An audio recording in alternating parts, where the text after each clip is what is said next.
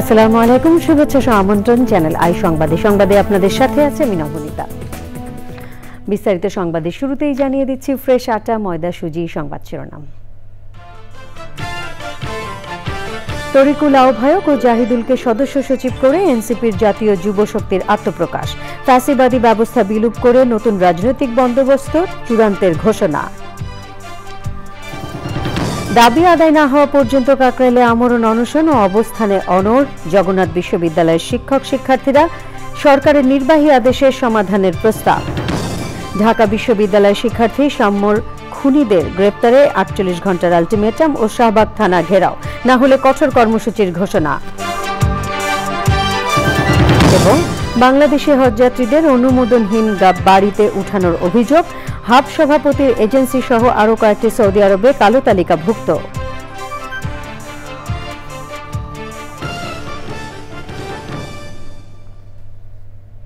এছাড়াও নিটোল টাটা বিশেষ সংবাদে থাকছে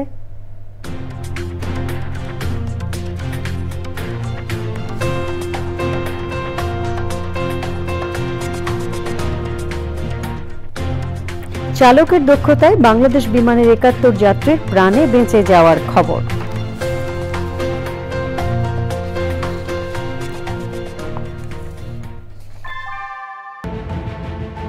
Primacy inbuilt. German technology, Bangladesh's first thermix rod, Salam Steel Thermax. সংবাদ শিরোনামগুলো জানাচ্ছিলাম। এখনকার সংবাদ আয়োজন একই সঙ্গে চ্যানেল আইয়ের ইউটিউব চ্যানেল এবং চ্যানেল আইয়ের ওটিটি প্ল্যাটফর্ম আই স্ক্রিনে লাইভ স্ট্রিমিং হচ্ছে। যাচ্ছি পুরো সংবাদে। শিক্ষক শিক্ষার্থীদের ওপর পুলিশের হামলার বিচার সহ ৪ দফা দাবিতে কাকরাইলে সমাবেশ করছেন জগন্নাথ বিশ্ববিদ্যালয়ের শিক্ষক শিক্ষার্থীরা। বিকেল 4:30টায় শুরু হয়েছে গণ অনশন ও অবস্থান কর্মসূচি। পাশাপাশি শিক্ষক সমিতির ডাকে জগন্নাথ বিশ্ববিদ্যালয়ে শাটডাউন কর্মসূচি চলছে। এ নিয়ে জানতে সরাসরি যাচ্ছি যাযাবর মিন্টুর কাছে, তিনি আছেন কাকরাইলে। মিন্টু, গণ অনশন এবং অবস্থান কর্মসূচির বিস্তারিত আমাদের জানান। আমি এই মুহূর্তে অবস্থান করছি যেখানে গণ অনশন ও অবস্থান কর্মসূচি হচ্ছে। আর এখানে হলো জগন্নাথ বিশ্ববিদ্যালয়ের শিক্ষার্থী এবং শিক্ষকরা দাবি আদায় না হওয়া পর্যন্ত এই কর্মসূচি চালিয়ে যাবেন বলে ঘোষণা দিয়েছেন। আমরা এখানে 4:30 থেকে এখানে শুরু হয়েছে এই গণ অনশন ও অবস্থান কর্মসূচি। এখানে আমরা দেখছি যে প্রায় শতাধিক শিক্ষার্থী গণ অনশন ও অবস্থান কর্মসূচিতে এখানে অবস্থান নিয়েছেন।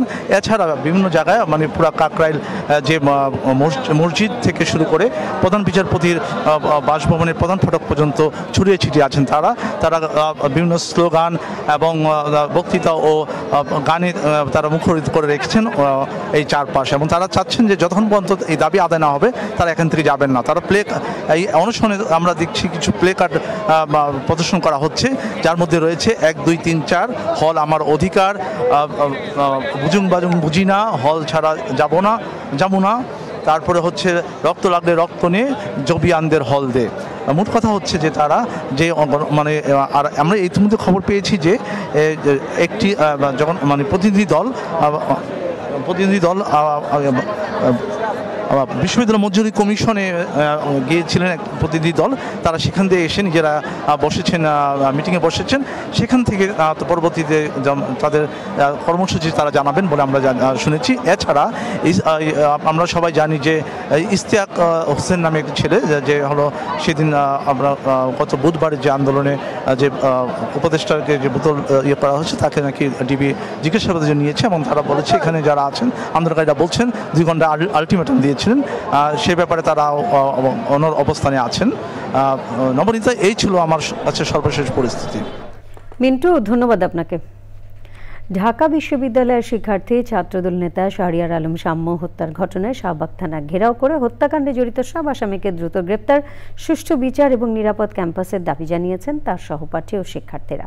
2 ঘন্টার অবস্থান শেষে 48 ঘন্টার মধ্যে দৃশ্যমান অগ্রগতি না হলে কঠোর কর্মসূচির হুঁশিয়ারি দেন শিক্ষার্থীরা। আক্তার হোসেন জানাচ্ছেন। ঢাকা বিশ্ববিদ্যালয়ের শিক্ষা ও গবেষণা ইনস্টিটিউটের 18-19 সেশনের শিক্ষার্থী শাহরিয়ার আলম সাম্য হত্যার ঘটনায় বিচারের দাবিতে উত্তাল ঢাকা বিশ্ববিদ্যালয়। সকালে রাজু ভাস্কর্যে জড়ো হন তার সহপাঠী শিক্ষকরা। শিক্ষার্থীদের নিরাপত্তা ও হত্যাকাণ্ডে জড়িতদের গ্রেফতারে পুলিশের নিষ্ক্রিয়তার অভিযোগ করেন তারা। এই পুলিশ প্রশাসন জানে কে খুন করেছে, এই পুলিশ প্রশাসন শাহবাগের মানবতার সাথে জড়িত। আমাদের দাবি খুবই স্পষ্ট, আমরা সাম্যর সঠিক বিচার চাই। তারা 3 জনকে গ্রেফতার করেছে, অথচ ওই দিন রাতে সিসিটিভি ফুটেজ দেখলে আপনারা জানতে পারবেন আসল খুনি কারা। আমার ভাইয়ের হত্যা যারা করেছে তাদেরকে বিচারের আওতায় আনতে হবে। পরে সেখান থেকে মিছিল নিয়ে শাহবাগ থানা ঘেরাও করেন শিক্ষার্থীরা। দাবির বিষয়ে শাহবাগ থানার ভারপ্রাপ্ত কর্মকর্তার সঙ্গে ঘণ্টাব্যাপী বৈঠক করেন শিক্ষক ও ছাত্র প্রতিনিধিরা। বৈঠক শেষে শিক্ষকেরা জানান আলোচনা ফলপ্রসূ হয়েছে, তবে তদন্ত ও বিচার কাজে দৃশ্যমান অগ্রগতি নেই। তারা আমাদেরকে এই আশ্বাস দিয়েছেন যে তারা সর্বোচ্চ সকল ধরনের তাদের হাতে যত ধরনের মেকানিজম কৌশল আছে সেই কৌশলগুলো অবলম্বন করে তারা তাদের কাজের যাত্রা তারা অব্যাহত রেখেছেন। এই অগ্রগতিটা আমরা এখনো মনে করি যে সন্তোষজনক নয়, কিন্তু আমাদের হাতে সময় আছে, আমরা 48 ঘন্টা সময় দিয়েছি। 48 ঘন্টার মধ্যে সব আসামিদের গ্রেফতার করে বিচারের মুখোমুখি করা না হলে রোববার সকাল থেকে কঠোর কর্মসূচির হুঁশিয়ারি দেন শিক্ষার্থীরা। 48 ঘন্টার মধ্যে যদি কোনো দৃশ্যমান পদক্ষেপ যে স্টেপ করে হত্যা করেছে তাকে যদি গ্রেফতার করা না হয় তবে আমরা শাহবাগ থানায় আবার অবস্থান নেব। স্যার এফ রহমান হল শাখা ছাত্রদলের সাহিত্য ও প্রকাশনা সম্পাদক শাহরিয়ার আলম সাম্য হত্যার বিচার দাবিতে কর্মসূচি পালন করছে জাতীয়তাবাদী ছাত্রদলও। Akhtar Hossain, channel I, Dhaka. হজযাত্রীদের সৌদি আরবে অনুমোদনহীন বাড়িতে উঠানোর অভিযোগে হাব সভাপতির এজেন্সি সহ কয়েকটি বাংলাদেশি হজ এজেন্সিকে কালো তালিকাভুক্ত করেছে সৌদি সরকার। এজন্য ধর্ম মন্ত্রণালয় সংশ্লিষ্ট হজ এজেন্টকে কারণ দর্শানোর নোটিশ দিয়েছে। যেসব এজেন্সি এখনও তাদের 50% হজযাত্রী পাঠাতে পারেনি সেরকম 36 হজ এজেন্টকে তলব করা হয়েছে। চকর মালিথা জানাচ্ছেন। হজযাত্রীদের সৌদি আরবে অনুমোদিত বাড়িতে ওঠানোর পর সার্ভিস কোম্পানিকে অবহিত না করে তাদের অনুমোদনবিহীন বাড়িতে স্থানান্তর করা হয়। এজন্য Saudi Sarkar Challenger travels and tours এবং এর মোনাজ্জেনকে কালো তালিকাভুক্ত করে। এর প্রেক্ষিতে ধর্ম মন্ত্রণালয় সংশ্লিষ্ট হজ এজেন্টকে কারণ দর্শানো নোটিশ দেয়। যারা নির্ধারিত সময় ফ্লাইট ডেটা না দেওয়ার কারণে তাদের হজযাত্রীরা যখন পৌঁছে গিয়েছে তখন তাদের হোটেল আসলে লোকেট করতে অসুবিধা হচ্ছিল, সেই বিষয়ে আরও 2টি এজেন্সিকে ব্যাখ্যা প্রদান করার জন্য বলা হয়েছে। মাবরুর এবং চ্যালেঞ্জার এই 2টি এজেন্সির কাছেও এই বিষয়ে ব্যাখ্যা চাওয়া হয়েছে। বেসরকারি 70 হজ এজেন্সির মধ্যে 36 এজেন্সির কার্যক্রম উদ্বেগজনক উল্লেখ করে চিঠি দিয়েছে ঢাকা হজ অফিস। অ্যারাইভাল ডেটা যাতে আমরা নির্ধারিত সময়ের মধ্যে প্রেরণ করতে পারি, এই জন্যই আসলে আমরা এই এজেন্সিগুলোকে এই পত্রটা প্রদান করেছি। এই তথ্যগুলো না পেলে আসলে মুআল্লেম সহ অন্যান্য সেবা প্রদানকারী যারা আছেন তাদের কাজ করতে অসুবিধা হয়। এটার জন্য আমরা তাদেরকে আসলে এই চিঠিটা দেওয়া হয়েছে এই কারণে যে অনেক সময় দেখা যায় যে আমরা একটি এজেন্সিকে আমরা অনেকবার ফোন করছি কিন্তু তাকে রিচ করা যাচ্ছে না। এই জন্য আসলে পত্রটা একটু করে দেওয়া হয়েছে যে যাতে করে এটা কোনোভাবেই এই তথ্যটা প্রেরণের ক্ষেত্রে কোনো প্রতিবন্ধকতা তৈরি না হয়। এবছর 87,100 হজযাত্রীর মধ্যে এখন পর্যন্ত ভিসা হয়েছে 86,737 জনের। এর মধ্যে 48,066 জন সৌদি আরব পৌঁছেছেন। চকর মালিথা, চ্যানেল আই, ঢাকা। পরিপূর্ণ ফ্যাসিবাদী কাঠামো বিলোপে গণপরিষদ নির্বাচনের মাধ্যমে নতুন সংবিধানে দাবি করেছেন জাতীয় নাগরিক পার্টির নেতারা। জাতীয় নাগরিক পার্টির অঙ্গ সংগঠন জাতীয় যুব শক্তির আত্মপ্রকাশ অনুষ্ঠানে এ দাবি জানান তারা।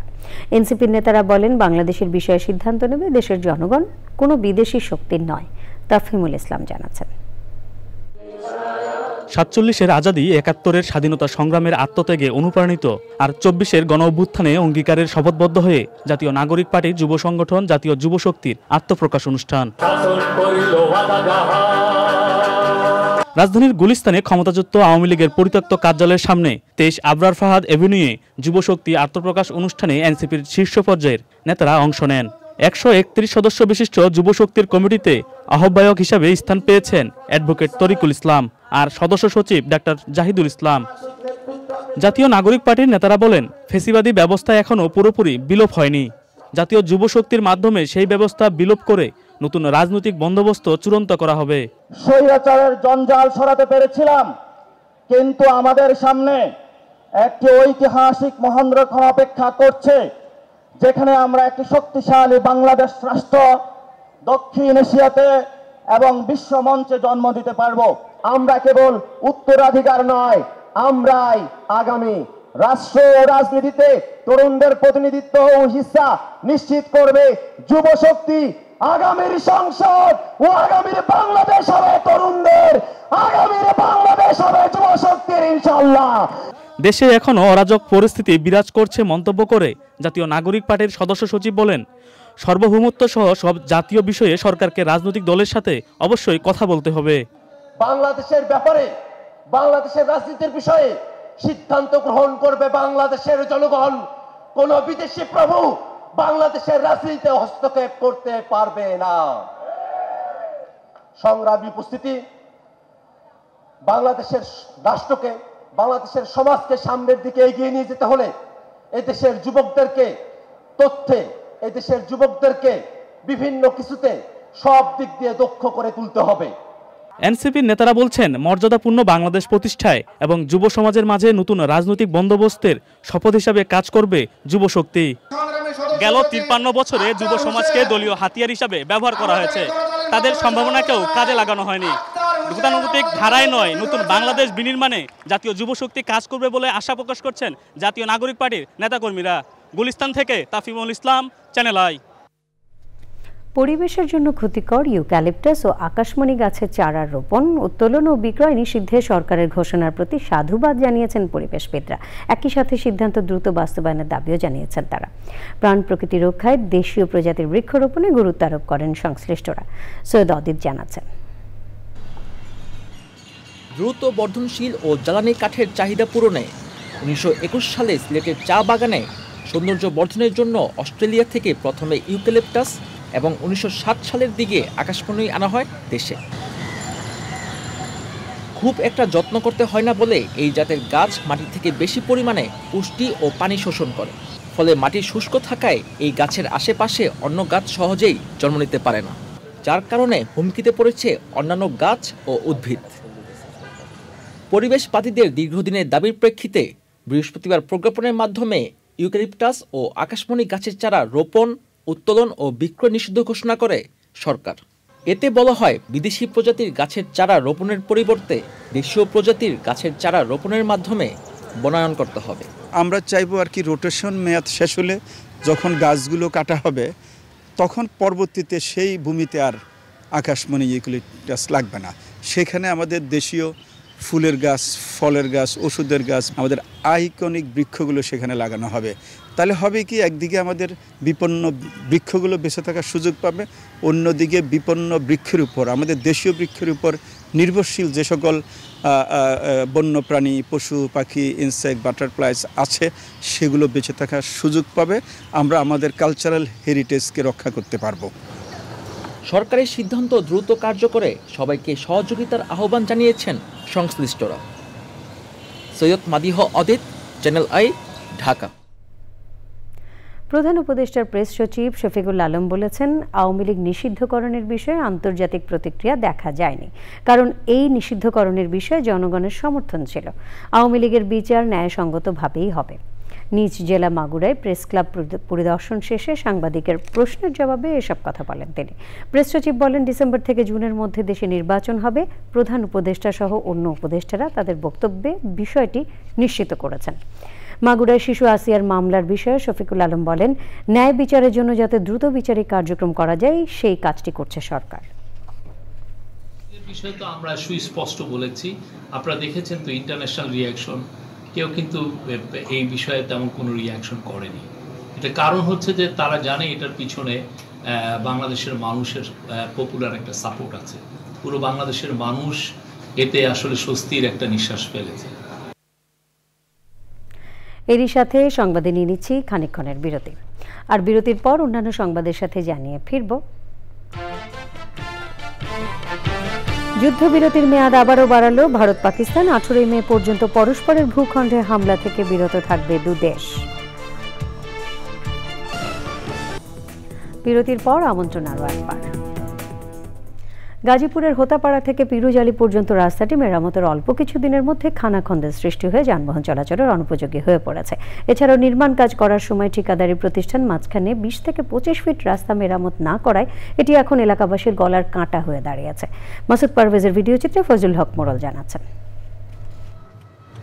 শিল্পাঞ্চল এবং পিরোজালিতে হুমায়ুন আহমদের নুহাশপল্লী থাকার কারণে এই রাস্তা দিয়ে প্রতিদিন হাজার হাজার গাড়ি ও মানুষের চলাচল। মাত্র 5 কিলোমিটার রাস্তা মেরামতের অল্প কিছুদিন যেতে না যেতেই রাস্তা জুড়ে বড় বড় খানাখন্দ সৃষ্টি হয়েছে। মানুষের দুর্ভোগ চরমে পৌঁছেছে। যখন বৃষ্টি হয় তখন দেখা যায় বুকে যানজট লেগে যায়।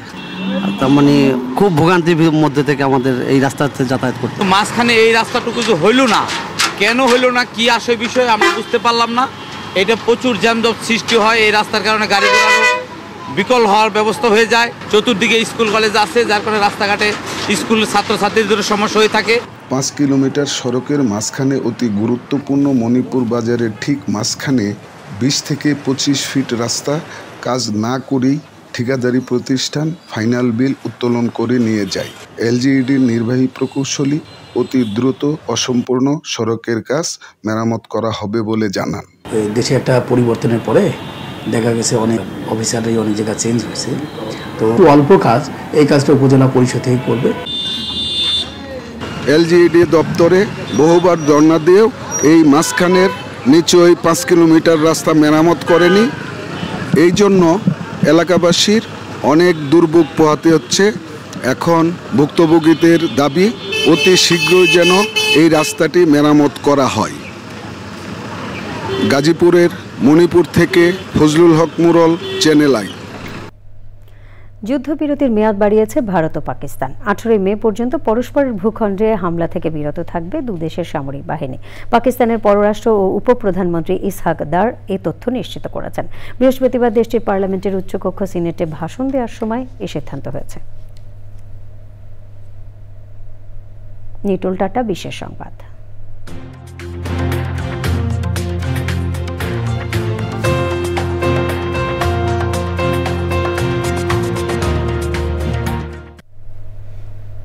কক্সবাজার থেকে ঢাকার দিকে উড্ডয়নের পরপরই বিমান বাংলাদেশ এয়ারলাইন্সের একটি ফ্লাইটের পেছনের একটি চাকা খুলে পড়ে।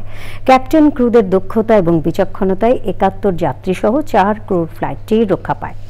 বিমান বাংলাদেশ এয়ারলাইন্সের BG436 ফ্লাইটটি কক্সবাজার থেকে শুক্রবার দুপুর 1:17 ঢাকার উদ্দেশ্যে যাত্রা করে।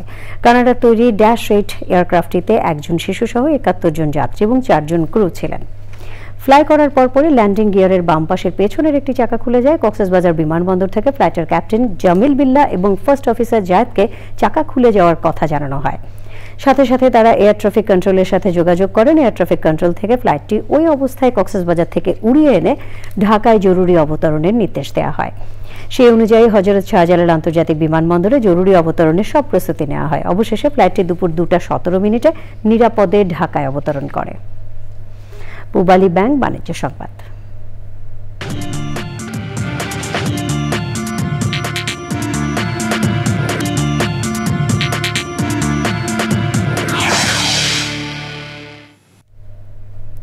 ইন্টারন্যাশনাল কনভেনশন সিটি বসুন্ধরায় শুরু হয়েছে 3 দিনের সেফ HVSAR এবং কোল্ড চেইন 2025 আন্তর্জাতিক প্রদর্শনী। সকালে সেভার ইন্টারন্যাশনাল লিমিটেডের এই আয়োজনের উদ্বোধন করেন বাণিজ্য সচিব মাহবুবুর রহমান। প্রদর্শনীতে HVSAR এবং কোল্ড চেইনের সাথে সংশ্লিষ্ট দেশীয় ও বিদেশি বেশ কিছু প্রতিষ্ঠানের অংশ নেয়। এ সময় বাংলাদেশ কোল্ড স্টোরেজ অ্যাসোসিয়েশনের সভাপতি Mostafa Azad Chowdhury, China enterprises association in বাংলাদেশের ট্রেড অ্যান্ড সার্ভিসেস ব্রাঞ্চ সভাপতি হান সিং সাও, সেভার ইন্টারন্যাশনাল লিমিটেডের ব্যবস্থাপনা পরিচালক মোহাম্মদ ফাইজুল আলম সহ অন্যরা উপস্থিত ছিলেন। 17 মে পর্যন্ত প্রতিদিন সকাল 10টা থেকে সন্ধ্যা 7টা পর্যন্ত প্রদর্শনী চলবে। সংবাদে আবারও নিয়ে নিচ্ছি বিরতি, আর বিরতির পর খেলার খবরে থাকছে।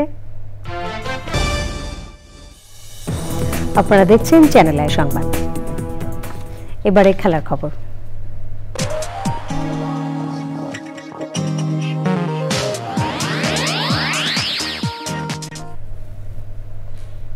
সাফ অনূর্ধ্ব-19 চ্যাম্পিয়নশিপে নেপালকে 2-1 গোলে হারিয়ে ফাইনালে উঠেছে বাংলাদেশ। লাল সবুজ বাদের হয়ে গোল করেছেন আশিকুর রহমান ও নাজমুল হুদা। ভারতের অরুণাচলের গোল্ডেন জুবলি স্টেডিয়ামে শুরু থেকে দু দলের দাপট থাকলে আমরা সবশেষে ফ্রেশ আটা ময়দা সুজি সংবাদ শিরোনামগুলো জানিয়ে দিচ্ছি আরও একবার। তরুকুল আহ্বায়ক ও জাহিদুলকে সদস্য সচিব করে এনসিপির জাতীয় যুব শক্তির আত্মপ্রকাশ। ফ্যাসিবাদী ব্যবস্থা বিলুপ করে নতুন রাজনৈতিক বন্দোবস্ত চূড়ান্তের ঘোষণা। দাবি আদায় না হওয়া পর্যন্ত কাকরাইলে আমরণ অনশন ও অবস্থানে অনড় জগন্নাথ বিশ্ববিদ্যালয়ের শিক্ষক শিক্ষার্থীরা। সরকারের নির্বাহী আদেশে সমাধানের প্রস্তাব। ঢাকা বিশ্ববিদ্যালয়ের শিক্ষার্থী শামুর খুনিদের গ্রেপ্তারে 48 ঘন্টার আলটিমেটাম ও শাহবাগ থানা ঘেরাও, না হলে কঠোর কর্মসূচির ঘোষণা। এবং বাংলাদেশি হজযাত্রীদের অনুমোদনহীন বাড়িতে উঠানোর অভিযোগ।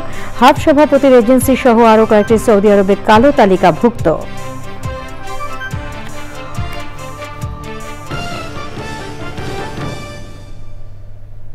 পরবর্তী সকল সংবাদ দেখার আমন্ত্রণ রইল। ধন্যবাদ সবাইকে।